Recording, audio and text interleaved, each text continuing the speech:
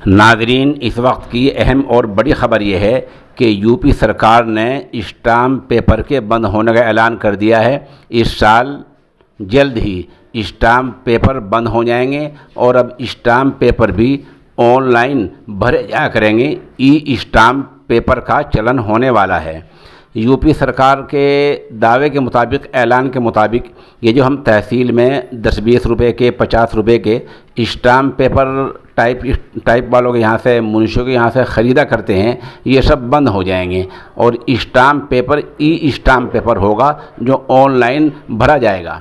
सरकार ने ये बात भी कही है कि इस साल नए स्टाम्प पेपर की छपाई का कोई ऑर्डर नहीं दिया जा रहा है। सरकार के मुताबिक 100 करोड़ रुपए बच जाएगा और सरकार ये भी कह रही है कि 10,000 बेरोज़गार इस काम पर लग सकते हैं, ऐसा सरकार ने दावा किया है। बहरहाल ये एक बड़ा ऐलान है कि स्टाम्प पेपर जिनका फ़िलहाल चलन है वो बंद होने वाले हैं और अब दौर ई स्टाम्प पेपर का आने वाला है।